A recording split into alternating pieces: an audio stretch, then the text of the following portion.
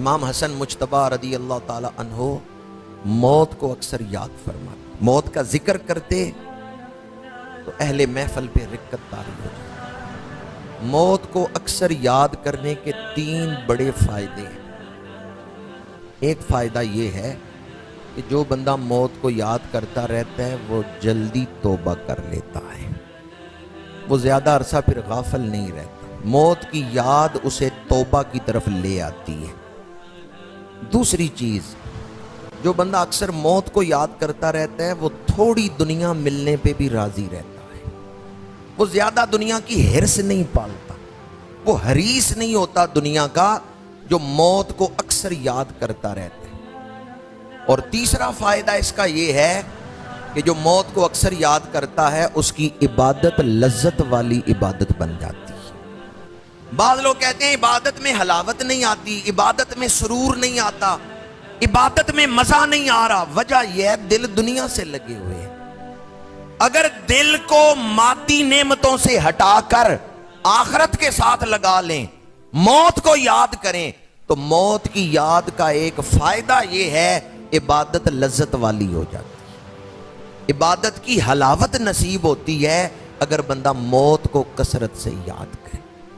امام حسن مجتبی رضی اللہ تعالی عنہ، آپ کی سیرت کا چند ایک پیغامات، چند ایک پہلو آپ کی سیرت کے میں نے بیان کرنے کا شرف حاصل کیا۔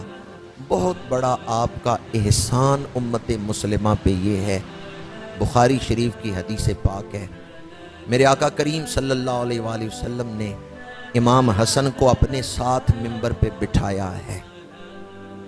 کبھی آپ مجمع کی طرف دیکھتے ہیں، کبھی اپنے نواسے کی طرف دیکھتے ہیں، اور پھر حضور نے ارشاد فرمایا ان ابنی ھذا سید، میرا یہ بیٹا حسن سردار ہے۔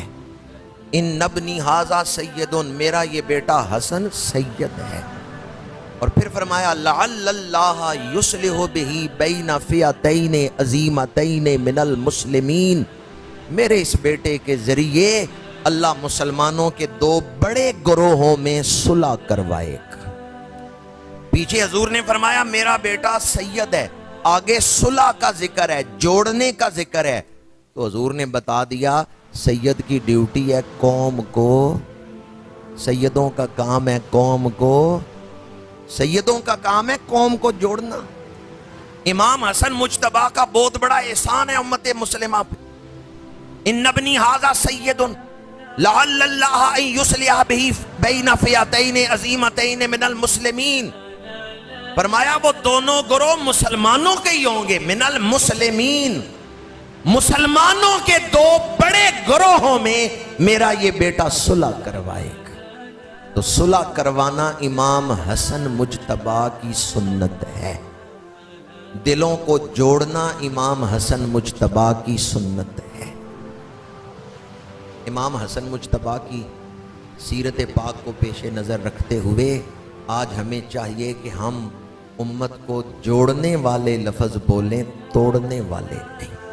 آگ لگی ہوئی ہو، بندہ تیل ڈالے، آپ کے گھر آگ لگے، کوئی دشمن آ کے تیل ڈالے، وہ دوست ہے یا دشمن ہے؟ جو آگ کو بھڑکا رہا ہے وہ دشمن ہے۔ ہاں آگ لگے، کوئی پانی ڈالے، آگ بجھائے، وہ آپ کا دوست ہے۔ دین اللہ کے رسول کا ہے۔ اگر کچھ لوگ امت کو توڑنا چاہتے ہیں، اس وقت جو محض جذباتی تقریریں کر کے توڑنے والی باتیں کریں، وہ جلدی پہ تیل ڈال دیں۔ حضرت بابا فرید رحمت اللہ تعالیٰ علیہ کے پاس ایک شخص آیا، کینچی تحفے میں دی، آپ نے فرمایا مجھے کینچی نہ دو، مجھے سوئی دھاگا لا کے دو۔ کیوں؟ میں جوڑنے آیا ہوں، توڑنے نہیں آیا۔ اور یاد رکھیں جس طرح تلوار کا اثر ہوتا ہے نا، اس سے زیادہ زبان کا اثر ہوتا ہے۔ تلوار کا زخم جلدی سل جاتا ہے، زبان کا زخم اتنی جلدی سلتا نہیں۔ امام حسن مجتبی جوڑنے والے، اور یہ مسئلہ بھی میں آپ کی خدمت میں عرض کرتا چلوں۔ سرکار سید الشہداء امام حسین رضی اللہ تعالیٰ عنہ کربلا میں شہید ہوئے ہیں۔ امام حسن مجتبی آپ بھی شہید ہوئے ہیں، لیکن سری شہادت ہے، امام حسین کی جاری شہادت ہے۔ امام حسن نے صلح کیا، امام حسین شہید ہوئے ہیں۔ ان دونوں شہزادوں کی سیرت میں ہمارے لیے پیغام ہے، جہاں صلح کرنا ممکن ہو وہاں صلح کر لو، وہاں جوڑو، اور جہاں صلح کرنا ممکن نہیں ہے وہاں ڈٹ جاؤ۔ دونوں شہزادوں کی سیرت میں ہمارے لیے پیغام ہے، جہاں صلح کرنا ممکن ہے وہاں صلح کرو۔ دین کو ترجیح دیں، دین کے پیغام، دونوں شہزادوں نے دین کو بچانے کے لیے ہی اقدامات کیے۔ ان کی ترجیح کیا ہے؟ ان کی ترجیح اللہ کا دین ہے، ان کی ترجیح رسول اللہ کا پیغام ہے، اعلاء کلمۃ الحق ان کی ترجیح ہے۔ اور آج ہماری ترجیح اپنی ذات ہوتی ہے، دین نہیں۔ امام ربانی سیدنا مجدد الفسانی شیخ احمد سرہندی رحمۃ اللہ تعالی علیہ نے لکھا ہے کہ اہل بیت سے سچی محبت ایمان پر خاتمے کا سبب ہے۔ امام ربانی سیدنا مجدد الفسانی، آپ کا احسان ہے ہماری گردنوں پر، اس خطے کے رہنے والے لوگوں پر ہی نہیں، پوری امت مسلمہ پر امام ربانی سیدنا مجدد الفسانی کا احسان ہے۔ دامن وقت میں گنجائش نہیں، اس لیے میں تفصیل اور تشریح کی طرف نہیں جا رہا، صرف اتنا عرض کر کے گفتگو کو سمیٹ رہا ہوں، چونکہ آج آپ کا بھی عرس ہے۔ سیدنا امام حسن مجتبی رضی اللہ تعالی عنہ کی سیرت پاک سے چند ایک باتیں میں نے عرض کی، تو اسی کے تسلسل میں اعلاء کلمۃ الحق، دین کی سربلندی۔ اکبر بادشاہ نے ایک نیا دین بنایا تھا، اور اس میں گائے کا گوشت حرام تھا، خنزیر کا گوشت حلال تھا، کتا پاک تھا، داڑھی رکھنا جائز نہیں تھی۔ اس نے کئی مفتیوں کی داڑیاں کٹوا دی، مسجدیں گرا دی، حلال کو حرام کر رہے، حرام کو حلال کر رہے۔ اگر اکبر بادشاہ کامیاب ہو جاتا تو مسجدیں گرا دی جاتی، اسلام اس خطے سے ختم کر دیا جاتا، لیکن اس وقت امام ربانی مجدد الفسانی رحمت اللہ تعالی علیہ اکبر بادشاہ کے سامنے کھڑے ہوئے۔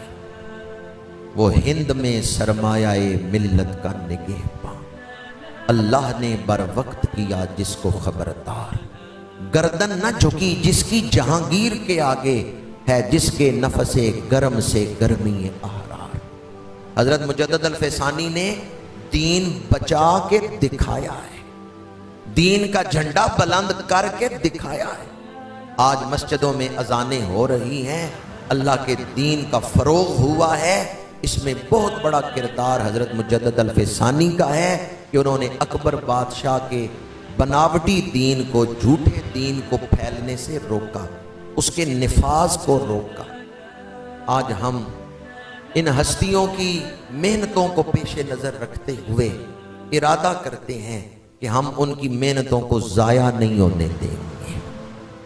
امام حسن مجتبی نے صلح کروائی، ہم کس کو ترجیح دیں گے، جھگڑے کو یا صلح کو؟ صلح۔ سیدنا مجدد الفسانی رحمت اللہ تعالی علیہ نے اکبر بادشاہ کے دور میں جب دینی اقدار کو مٹتے ہوئے دیکھا تو آپ نے دین کو قائم کرنے کے لیے خانقاہ سے نکل کے رسم شبیری ادا کی ہے، کلا گوالیار کی قید و بند کی صحبتوں کو برداشت کی ہے۔ تو اعلاء کلمۃ الحق کے لیے ہم بھی ہر قربانی دینے کے لیے دریغ نہیں کریں۔ اللہ تعالیٰ اس دور کے فتنوں سے ہمیں محفوظ رکھے۔ انہی الفاظ پہ گفتگو کو سمیٹتا ہوں۔ انشاءاللہ نماز جمعۃ المبارک کے بعد آج ہم اس ماہ مبارک میں جتنی ہستیوں کے وصال ہوئے ہیں، آراس مبارکہ ہوتے ہیں، ان کو اجتماعی طور پہ ایصال ثواب کریں گے۔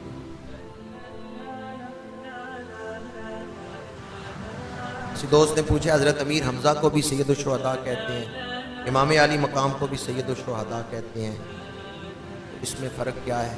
حدیث پاک میں حضرت امیر حمزہ رضی اللہ تعالیٰ عنہ کے لیے سید الشہداء کا لفظ آیا ہے، اس لیے ہم حضرت امیر حمزہ رضی اللہ تعالیٰ عنہ کو بھی سید الشہداء کہتے ہیں۔ اور نواسہ رسول جو ہیں ان کے بارے میں یہ حدیث موجود ہے، حسین منی و انا من حسین، میرے آقا کریم نے فرمایا حسین مجھ سے ہیں اور میں حسین سے۔ اور بہت ساری نسبتیں جو حضور کے ساتھ انہیں حاصل ہیں اور حضور کی بارگاہ میں محبوبیت حاصل ہے، اس کی وجہ سے آپ کو بھی سید الشہداء کہتے ہیں۔ بعض نے اس میں فرق کیا کہ ایک ہیں اپنے دور کے شہیدوں کے سردار اور ایک ہیں ساری امت کے شہیدوں کے سردار۔ بعض نے اس انداز میں بھی فرق کیا ہے کہ ایک ہیں صحابہ میں جو شہید ہیں ان کے سردار اور ایک ہیں ساری امت کے جو شہید ہیں ان کے سردار۔